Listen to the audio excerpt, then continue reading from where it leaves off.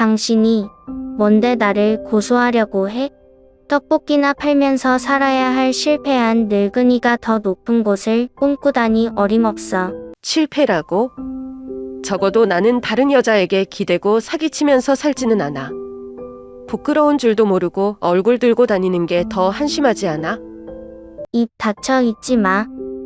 내가 너에게 모든 걸 줬어. 나 없이는 너 따위가 감히 고개를 들 생각도 못했을 거야. 그건 착각이야.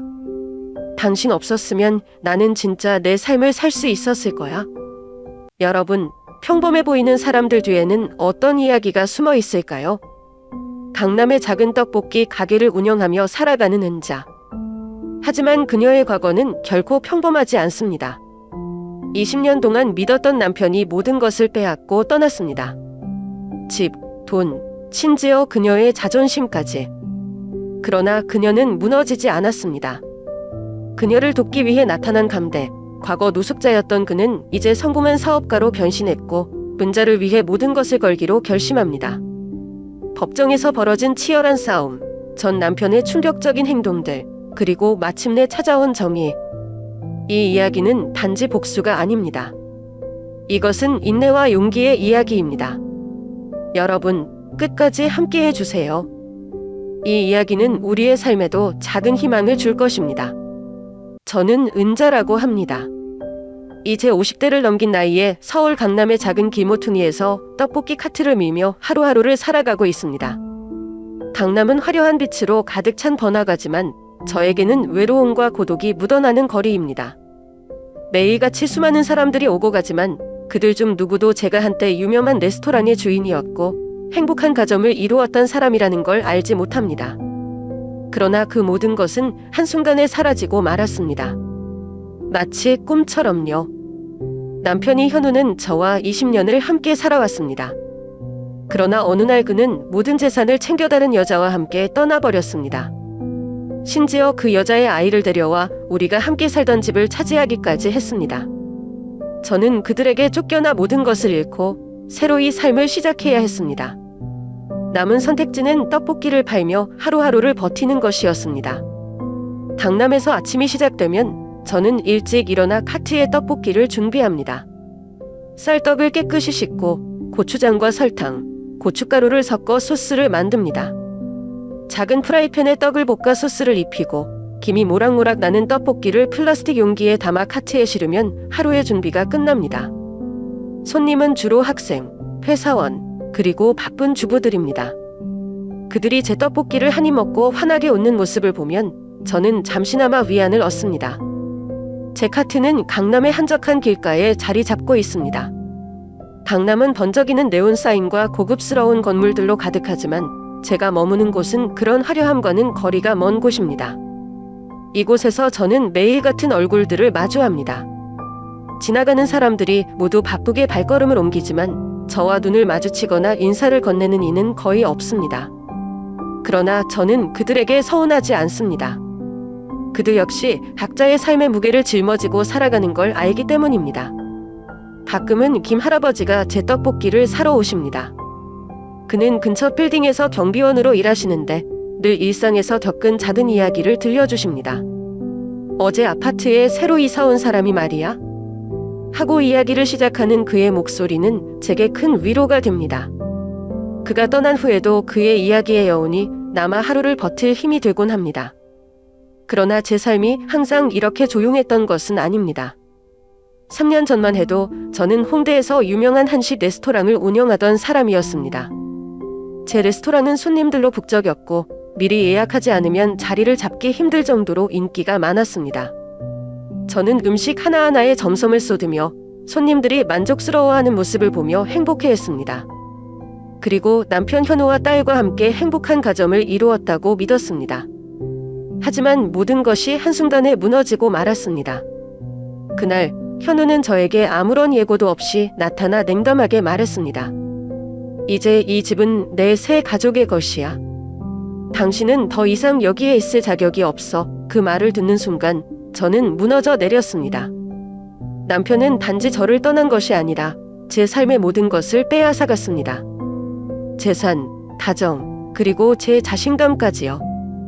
모든 것을 잃은 저는 길거리에 나앉을 수밖에 없었습니다. 처음 며칠 동안은 공원 벤치에서 자며 지나가는 사람들이 저를 쳐다보는 차가운 시선을 견뎌야 했습니다. 그러나 그렇게 계속 주저앉아 있을 수는 없다는 것을 깨달았습니다. 그래서 마지막 남은 돈으로 중고 카트를 구입하고 떡볶이를 팔기 시작했습니다. 처음에는 모든 것이 두려웠습니다. 사람들이 제 음식을 사주지 않으면 어쩌나, 내가 실패하면 어쩌나 하는 걱정이 머릿속을 떠나지 않았습니다.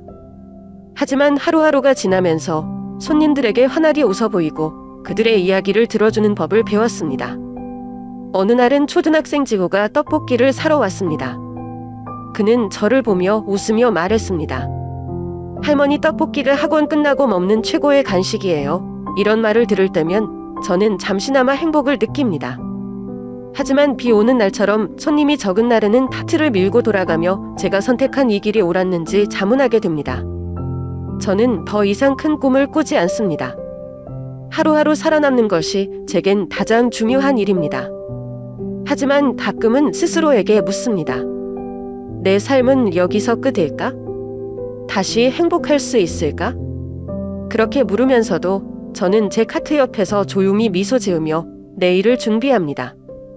어느 날 아침, 저는 평소처럼 카트를 정리하고 떡볶이를 팔고 있었습니다. 거리에는 사람들이 바쁘게 오가고 있었고, 저는 익숙한 얼굴들을 스쳐 지나가며 하루를 시작했습니다. 그런데 갑자기 어디선가 어린 소년이 저를 향해 달려왔습니다. 그의 얼굴은 땀과 먼지로 얼룩져 있었지만 그의 눈은 마치 별처럼 빛나고 있었습니다. 할머니. 이 사진 속 사람이 할머니 맞죠? 소년은 헐떡거리며 말했고 손에 낡고 흐릿한 사진 한 장을 들고 있었습니다. 저는 놀란 마음으로 사진을 받았습니다. 사진 속 모습을 보는 순간 제 심장이 멈추는 듯했습니다. 그것은 10년도 더 전에 찍은 사진이었습니다. 사진 속의 저는 지금보다 훨씬 젊었고 옆에는 제가 한때 도와주었던 노숙자 남성이 있었습니다.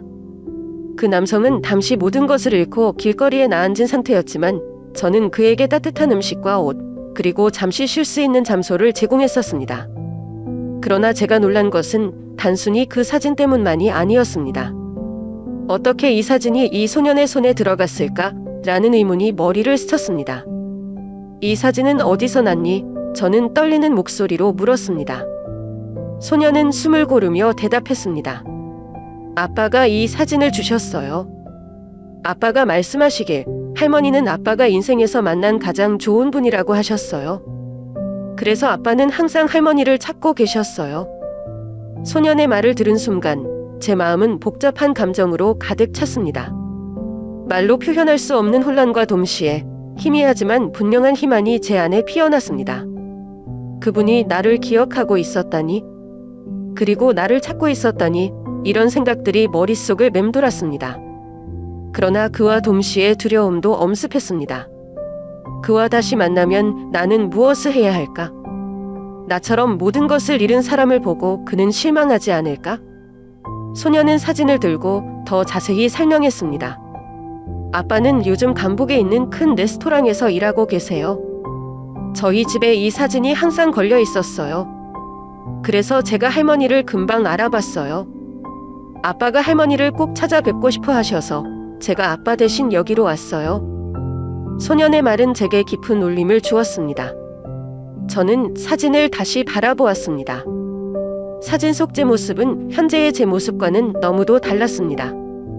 하지만 동시에 제 안에는 그때의 제가 아직 남아있는 듯했습니다. 용기를 내서 소년에게 물었습니다. 아빠 성함이 뭐니?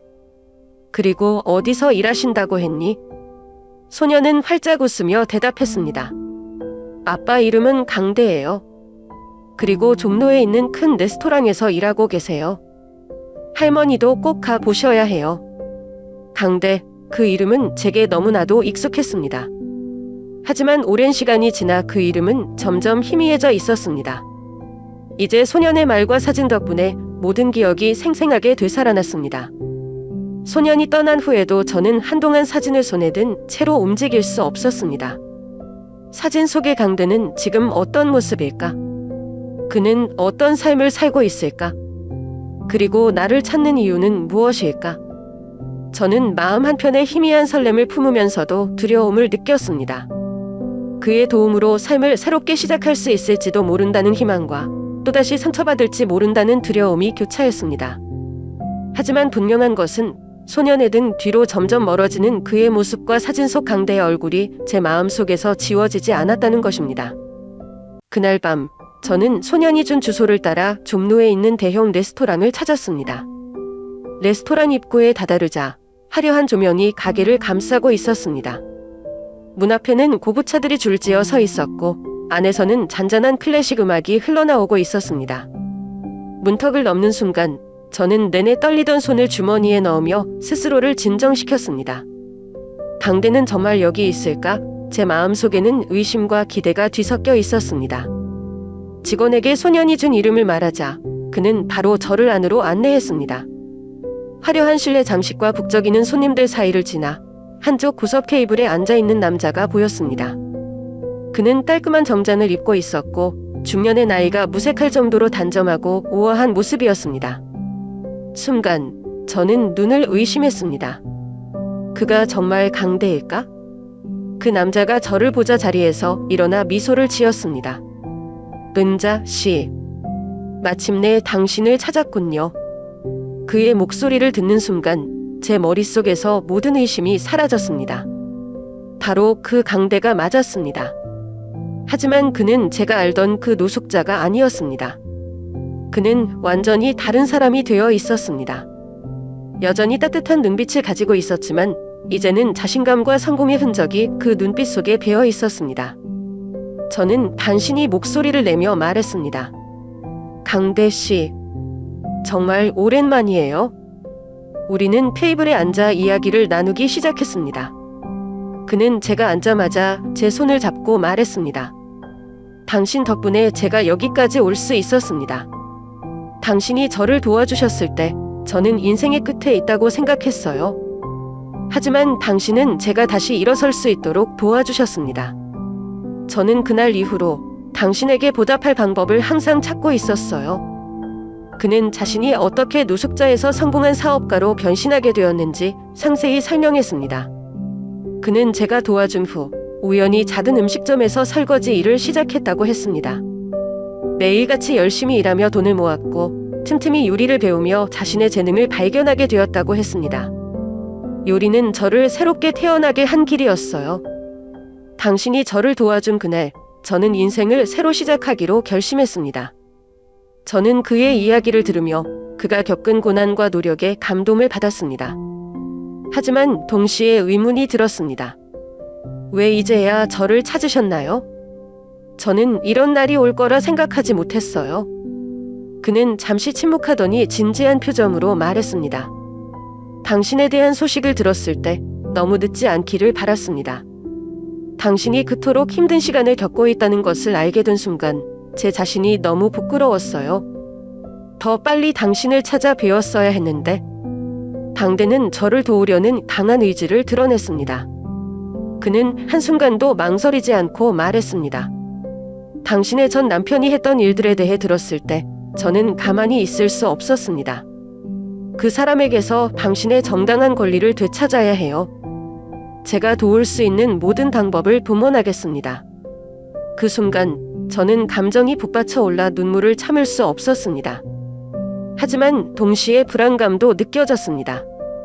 강대 씨, 저는 지금 이렇게 사는 게 익숙해졌습니다. 제가 다시 시작할 수 있을까요? 그 사람과 맞설 수 있을까요? 그는 따뜻한 미소를 지으며 말했습니다. 은자 씨, 당신은 이미 많은 것을 극복해 오셨습니다. 그리고 지금 당신 곁에는 제가 있습니다. 우리는 함께 할 수 있습니다. 그의 말은 제게 큰 위로와 용기를 주었습니다. 그의 제안은 단순히 재정적인 지원만이 아니었습니다. 그는 변호사를 통해 전 남편의 불법적인 재산 담탈 증거를 모으고 제가 다시 제 삶을 찾을 수 있도록 도울 계획을 세우고 있었습니다. 그는 말을 이었습니다. 이 레스토랑뿐 아니라 제가 가진 모든 자원을 동원해 당신을 도울 겁니다. 당신은 그 누구보다도 이겨낼 힘이 있는 분이에요. 그와의 대화는 밤늦게까지 이어졌고 저는 그에게서 한때 잃어버린 희망과 용기를 되찾는 느낌이 들었습니다. 그의 진심 어린 말과 행동은 제게 다시 한번 세상에 맞설 힘을 주었습니다. 그날 밤 저는 한 가지 확신을 가질 수 있었습니다. 나 혼자가 아니다. 이제는 함께 싸워줄 누군가가 있다. 당대는 재정적인 지원을 넘어 저에게 정말 필요한 도움을 제안했습니다. 그는 저를 위해 유명한 변호사 지영을 소개해 주었습니다. 지영은 날카로운 분석력과 철저한 준비로 잘 알려진 변호사였습니다. 당대는 그녀와 함께 전 남편 현우가 저의 재산을 부당하게 차지한 증거를 모으기 시작했습니다. 이메일, 통화 녹음, 그리고 심지어 현우의 가족과 지인들로부터 얻은 증언까지 모든 자료가 차곡차곡 준비되었습니다.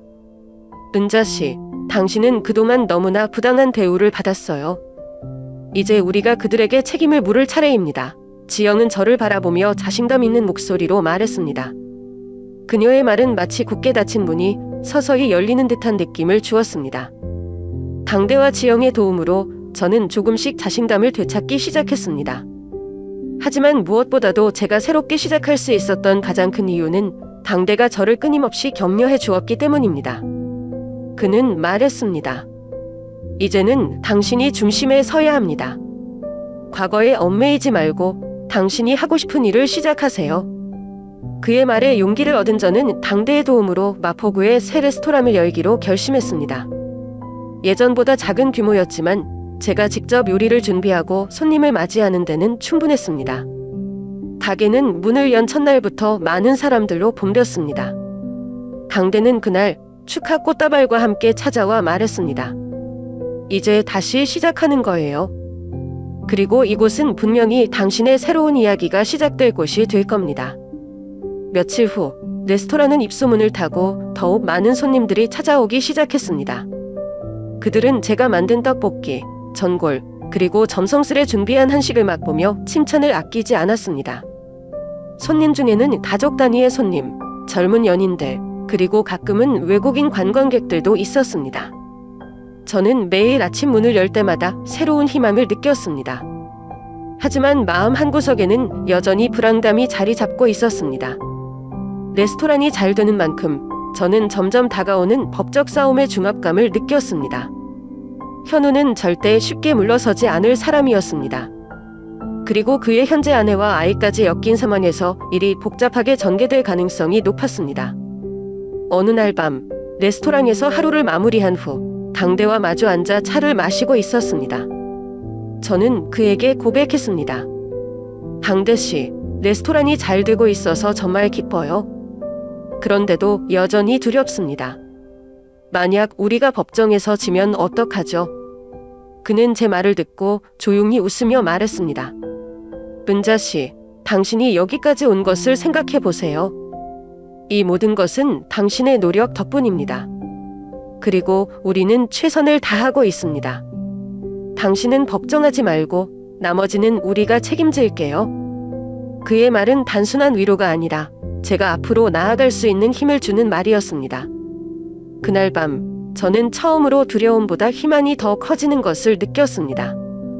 지연은 계속해서 새로운 증거를 수집하며 사건을 준비하고 있었습니다. 한편 저는 레스토랑에서 일하며 조금씩 더 강해지고 있었습니다. 손님들이 정말 맛있어요. 또 올게요. 라고 말할 때마다 저는 예전의 자신감을 조금씩 되찾았습니다. 하지만 다가올 법정 싸움이 우리의 삶을 얼마나 뒤흔들지 모른다는 생각에 긴장감은 쉽게 사라지지 않았습니다. 그렇게 우리는 저마다의 위치에서 최선을 다하며 결정적인 순간을 기다리고 있었습니다. 이 싸움은 단순히 재산을 되찾는 것을 넘어 제 삶의 주도권을 되찾는 것이었습니다. 그리고 저는 그 싸움에서 반드시 이겨야 했습니다. 어느 날 예상치 못한 손님이 제 레스토랑에 나타났습니다. 현우였습니다. 그는 그와 함께 온 점고 화려한 여인과 함께 문을 열고 들어섰습니다. 그의 표정에는 뻔뻔함과 거만함이 묻어 있었습니다.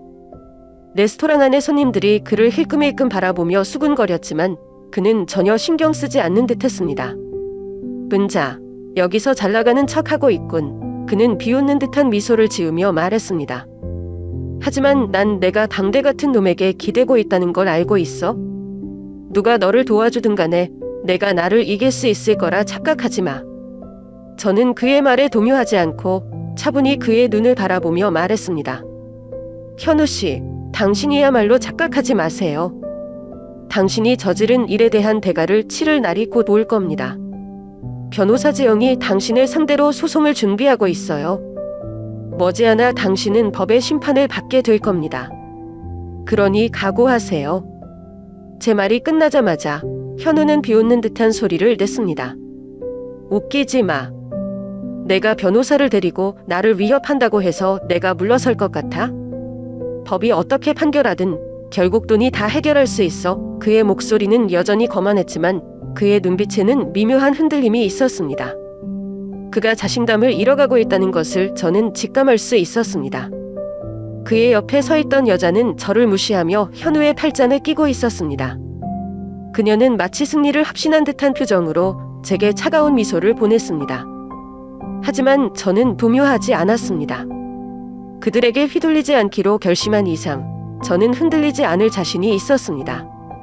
현우 씨, 저는 조금 더 강한 목소리로 말했습니다.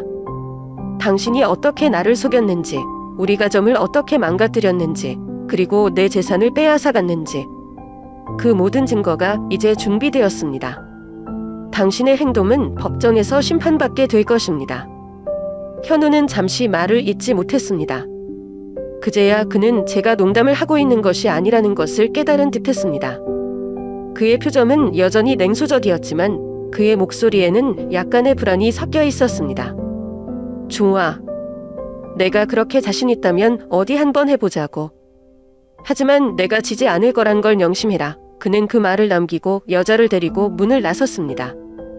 그들이 떠난 후에도 레스토랑 안에는 긴장감이 감돌았습니다.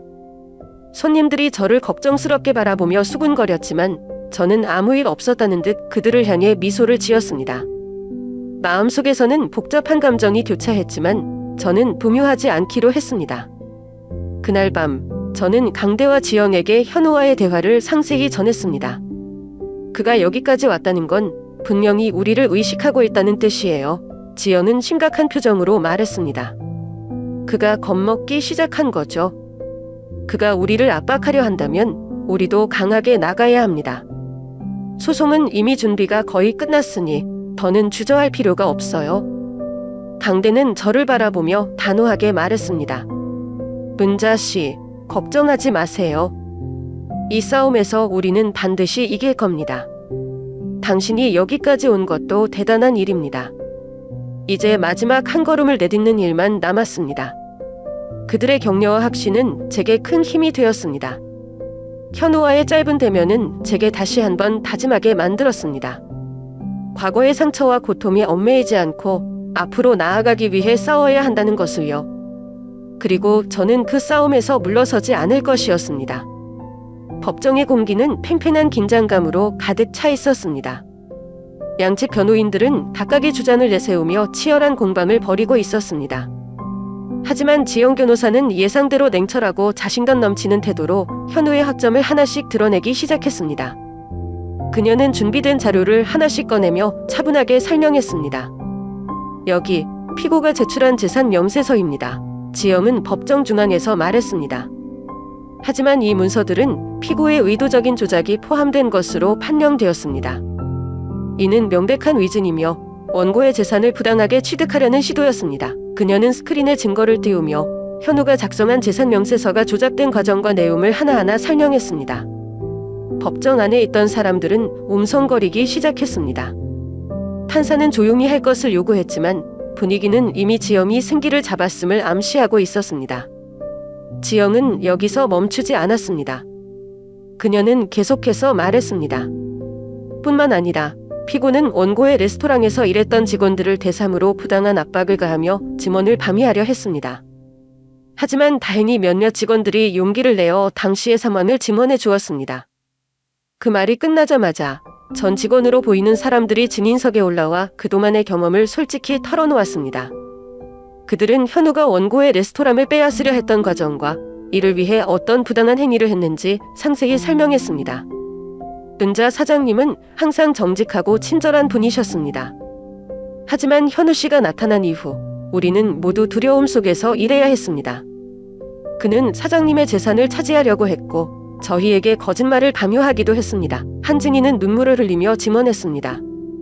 현우는 처음에는 여전히 여유로운 척하려고 애썼지만 시간이 지날수록 그의 얼굴은 점점 더 굳어갔습니다. 그의 변호사 역시 더 이상 설득력 있는 단박을 내놓지 못한 채 조용해졌습니다. 재판은 점점 지영이 원하는 방향으로 흘러갔습니다. 마침내 판결의 순간이 다가왔습니다. 판사가 입을 열었습니다. 본 법정은 원고의 주장에 근거하여 피고의 재산 취득이 부당하다고 판단합니다. 이에 따라 피고는 원고에게 해당 재산을 반환하고 원고가 입은 피해에 대한 보상금을 지급해야 합니다. 판결이 내려지는 순간 현우는 자리에 앉아있던 몸을 움직이지 못한 채 그 자리에 굳어버렸습니다. 그의 옆에 있던 여자는 그를 향해 짜증난 표정을 짓더니 한마디도 하지 않고 자리를 박차고 나갔습니다. 그들의 관계는 판결과 함께 끝난 것처럼 보였습니다.